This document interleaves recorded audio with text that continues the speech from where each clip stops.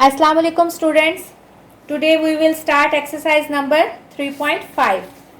Exercise number 3.2 में हमने variations वाले क्वेश्चंस किए थे, डायरेक्ट वेरिएशंस और इन्वर्स वेरिएशन। 3.5 भी सेम ऐसी ही है, लेकिन इसमें आता है जॉइंट वेरिएशन। जॉइंट वेरिएशन की आपके पास डेफिनेशन लिखी हुई है 63 पेज पर। A combination of direct and inverse variation of one or more than one variable is called joint variation. अगर आपके पास एक ही वेरिएशन में डायरेक्ट भी है और इनडायरेक्ट भी है तो उसको हम कहते हैं जॉइंट वेरिएशन। यानी फॉर एग्जांपल, अगर आपके पास आप ट्रैवल कर रहे हैं, आप जितनी ज़्यादा डिस्टेंस वो कार की स्पीड होगी उतनी ही जल्दी आप डिस्टेंस कवर करेंगे। ठीक है, तो ये इन्वर्सली प्रोपोर्शनल है। ठीक है, कि जितना स्पीड ज़्यादा होगी डिस्टेंस कम होगा, लेकिन जितनी ज़्यादा आपकी स्पीड होगी उतना ज़्यादा आपका पेट्रोल कंजप्शन भी होगा। तो ये आती है जॉइंट वेरिएशन। जॉइंट में यानी अगर दो चीज़ें आपस में रिलेट होकर डायरेक्ट हैं तो एक चीज़ ऐसी होगी जो उसके साथ इनडायरेक्ट होगी, इसको कहते हैं हम जॉइंट वेरिएशन। तो आपके पास एक्सरसाइज नंबर 3.5 में क्वेश्चंस जो हैं वो जॉइंट वेरिएशन की है। ये सेम उसी तरह करने हैं जैसे 3.3 में किए थे, तो ये बहुत इजी होगा आप लोगों के लिए। तो क्वेश्चन नंबर 1 है, if s varies directly as u square and inversely as v and s is equal to 7 when u is equal to 3। मैंने आपको बताया था कि ये जो पहली वैल्यूज़ होती हैं ये होती हैं k फाइंड आउट करने के लिए। तो पहली वैल्यूज़ को तो आप इग्नोर कर दें, s, u और v की, किसके लिए? k फाइंड आउट करने के लिए। अगला आता है find the value of s when u is equal to 6 and v is equal to 10। यानी आपने s की वैल्यू फाइंड आउट करनी है अगर आपके पास u 6 है और v 10 है। सबसे पहले आपने इक्वेशन बनानी है कि ये आपके पास बना क्या रहा है। अगर s जो है वो वेरीज कर रहा है डायरेक्टली u स्क्वायर, यानी s is directly proportional to u square, और इन्वर्सली टू v यानी u स्क्वायर ओवर v, क्योंकि वो इन्वर्सली है। उसके बाद प्रोपोर्शनैलिटी का साइन खत्म करेंगे तो k आ जाएगा। तो अकॉर्डिंग टू गिवन कंडीशन आपके पास क्या आया? s is directly proportional to u square but inversely proportional, यानी नीचे आएगा v। तो ये आपके पास गिवन इक्वेशन है। तो अगर आप प्रोपोर्शनैलिटी का साइन खत्म करेंगे तो आपके पास क्या आ जाएगा? सो s इज इक्वल टू के यू स्क्वेयर ओवर v। सबसे पहले हमने k फाइंड आउट करना है, तो आप पुट करेंगे, put s is equal to 7, u is equal to 3 and v is equal to 2 in above equation 1।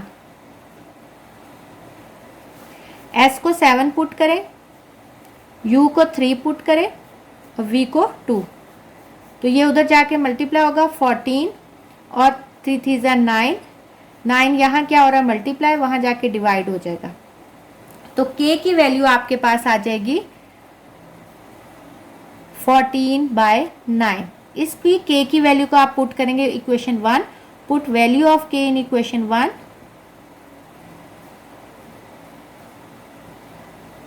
तो आपके पास क्या बनेगा? s is equal to 14/9 u square over v।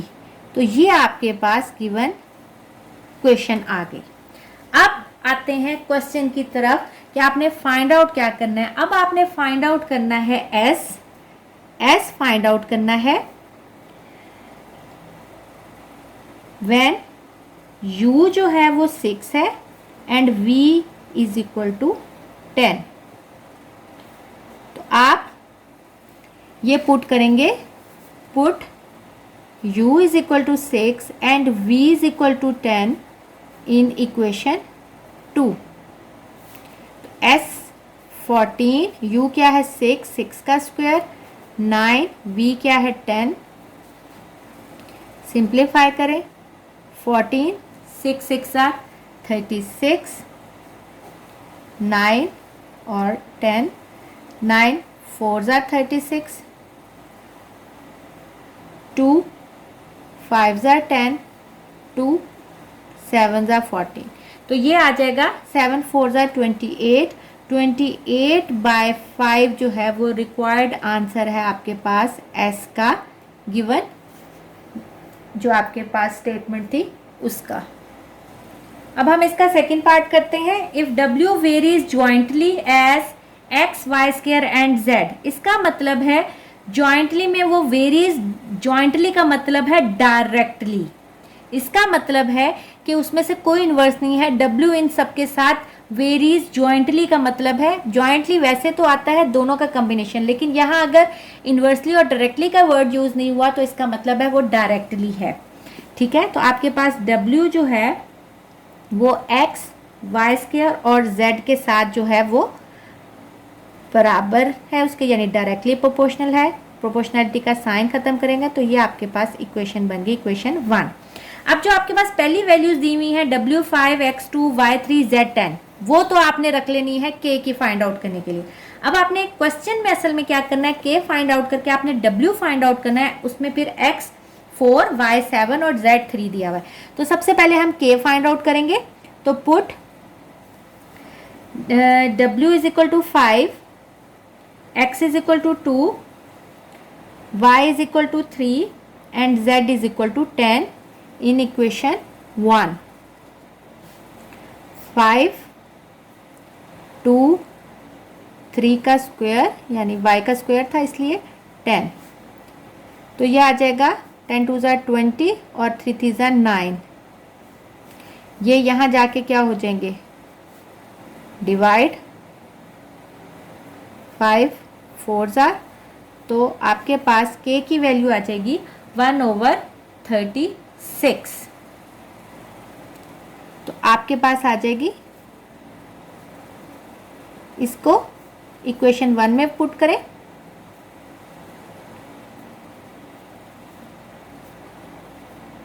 तो आपके पास क्या आएगा 1/36 और ऊपर क्या आ जाएगा x स्क्वायर नहीं x y square z/36, x y square z/36, ये आपके पास क्वेश्चन आ गई। अब फाइंड आपने क्या करना है, W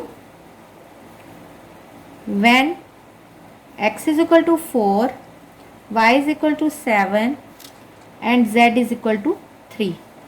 तो पुट करेंगे ये values, put these values in above equation 2।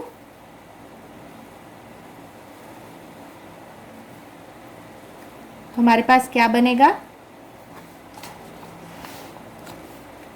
W find out करना है, x 4, y 7, तो 7 का स्क्वायर और z 3/36, तो 4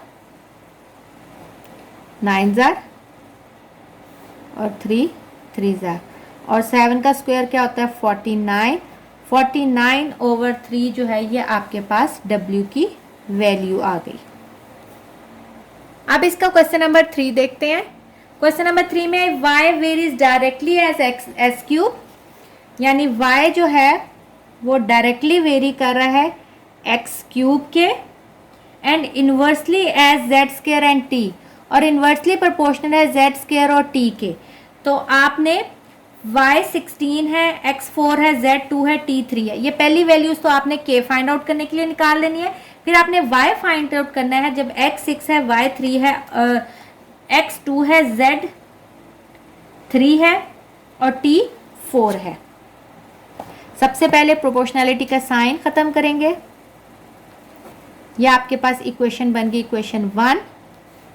पुट वैल्यूज हैं आपके पास y 16, x 4,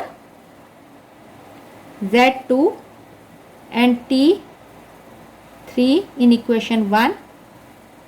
तो आपके पास आ जाएगा 16 के 4 का क्यूब, 2 का स्क्वायर और 3। इसको सिंप्लीफाई करेंगे ताकि आपके पास k की वैल्यू आ जाए।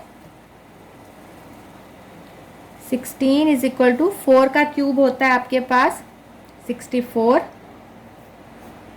2 का 4 और ये आ जाएगा 3। तो ये 4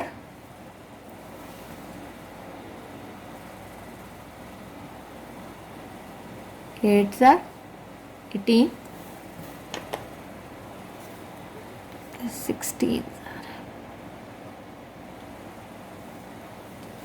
ये 3 उधर जाके मल्टीप्लाई हो जाएगा 16 इंटू 3 और ये 16 यहाँ जाके डिवाइड हो जाएगा।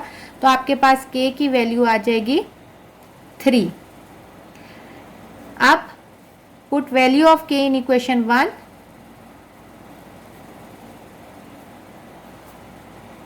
तो हमारे पास क्या आएगा, इक्वेशन 1 में पुट करेंगे y is equal to 3x cube z square t। ये आपके पास इक्वेशन 2 आ गई।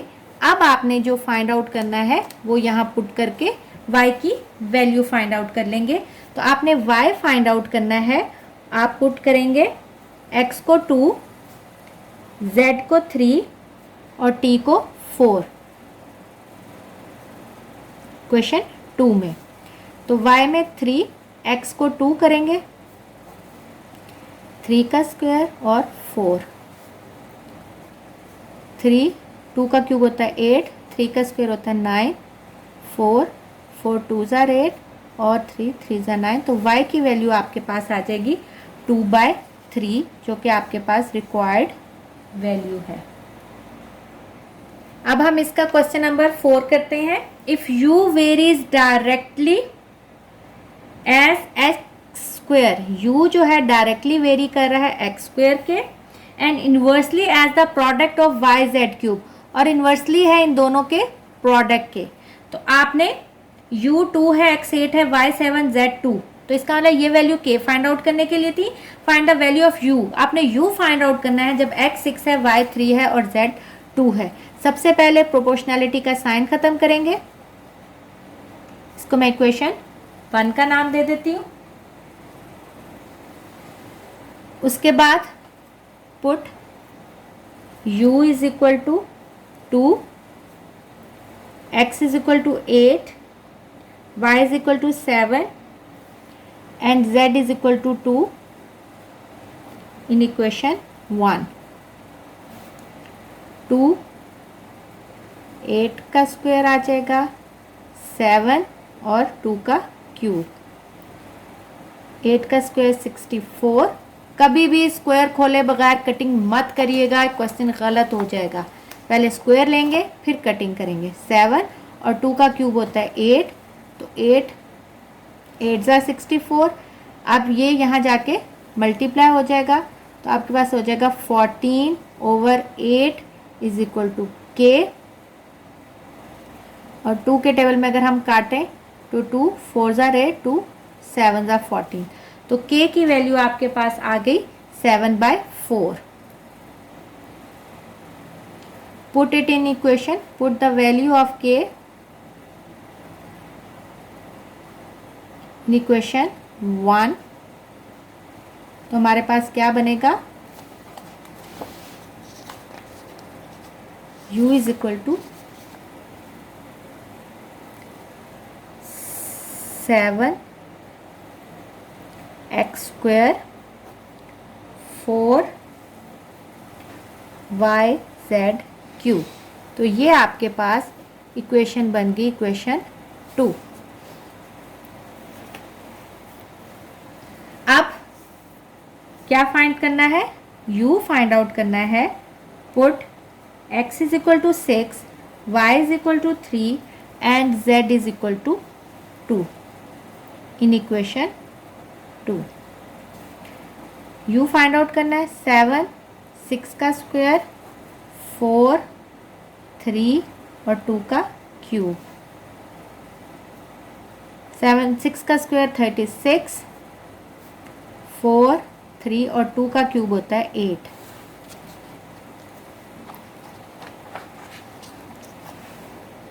एट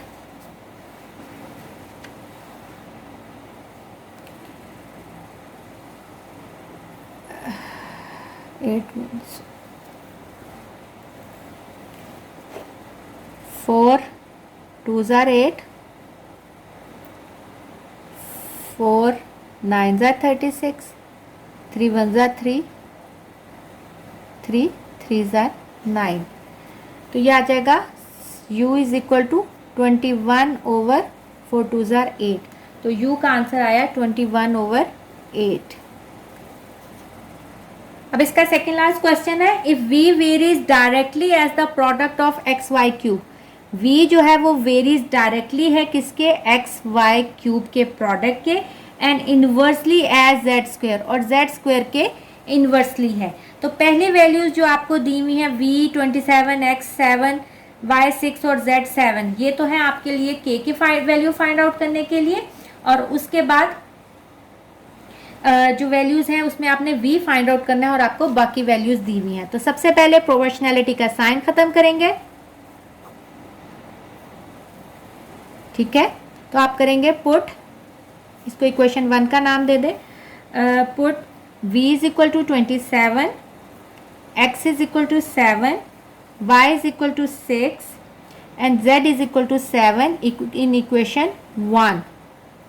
तो हमारे पास क्या आएगा, k की वैल्यू आ जाएगी 27 k 7 6 का क्यूब 7 का स्क्वायर, 27 6 का क्यूब आपके पास आ जाएगा 216 49। तो ये 7, ये यहाँ मल्टीप्लाई हो रहा है, वहाँ जाके डिवाइड हो रहा है, वहाँ जाके मल्टीप्लाई होगा, और ये यहाँ जाके डिवाइड होगा। तो इसको आप सिंप्लीफाई कर लेंगे, 27 × 7 डिवाइडेड बाय, तो आपके पास आंसर आ जाएगा k जो है वो आ जाएगा 7/8। कटिंग करनी है तो आप कटिंग करके भी इसका यही आएगा, और आप चाहे डायरेक्ट कैलकुलेटर पे कर ले तब भी k की यही वैल्यू आएगी। पुट करेंगे इस वैल्यू को, put value of k in equation 1। तो हमारे पास क्या आएगा, इसको हम जब वैल्यू k की वैल्यू को इक्वेशन 1 में पुट करेंगे तो ये आ जाएगा आपके पास v is equal to 7xy cube 8z square. इसको मैंने इक्वेशन 2 का नाम दे दिया। अब आपने फाइंड आउट क्या करना है, हमने फाइंड आउट करना है v फाइंड आउट करना है। तो पुट करेंगे x को 6, y को 2 और z को 3 in equation 2। v find out करना है 7 6 2 का क्यूब 8 3 का स्क्वायर, 7 6 2 का क्यूब होता है 8, 3 का स्क्वायर होता है 9, 8 8 से कट गया, 3 2 ज़ा 6, 3 3 ज़ा 9। तो यह आ जाएगा आपके पास 14/3, क्योंकि 7 2 ज़ा 14, 14/3 इज द रिक्वायर्ड आंसर। अब इस एक्सरसाइज का लास्ट क्वेश्चन करते हैं।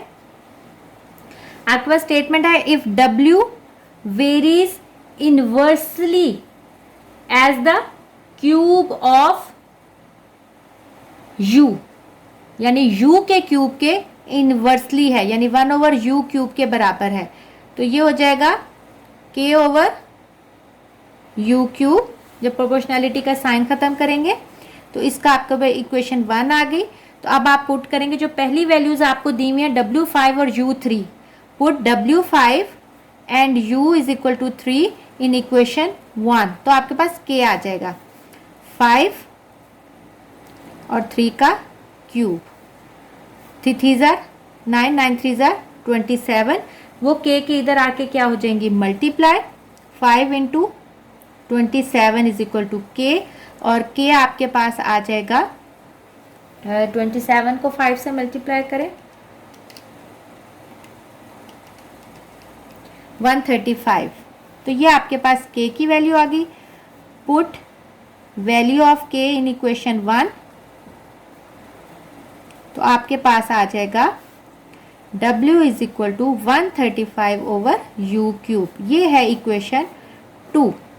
अब आपने फाइंड क्या करना है, आपने फाइंड करना है W, और आपके पास U क्या दिया हुआ है 6। पुट इट इन इक्वेशन 2, तो आपके पास क्या आएगा, W is equal to 135 over 6 का क्यूब। 6 का क्यूब होता है आपके पास 216। इसको आप डिवाइड करेंगे, 135 डिवाइडेड बाय 216, 5/8 आ जाएगा। चाहे आप इसको डायरेक्ट कैलकुलेटर पे कर लें, चाहे आप इसकी कटिंग करके कर लें, तो ये आपके पास रिक्वायर्ड आंसर आ गया, W इज इक्वल टू 5/8। इस तरह आपके पास ये 3.5 एक्सरसाइज ख़त्म हो गई है। वैसे भी इजी एक्सरसाइज थी, लेकिन मैंने आप लोगों को बर्डन से बचाने के लिए कोई क्वेश्चन भी होमवर्क नहीं दिया, मैंने सारे खुद करवाए हैं। लेकिन आप जब इसको नोट करें तो एक दफ़ा बस देख लें लेक्चर से, उसके बाद इसको सबको खुद नोट करें, तो यही आपकी प्रैक्टिस हो जाएगी। ओके स्टूडेंट्स, टेक केयर, अल्लाह हाफिज़।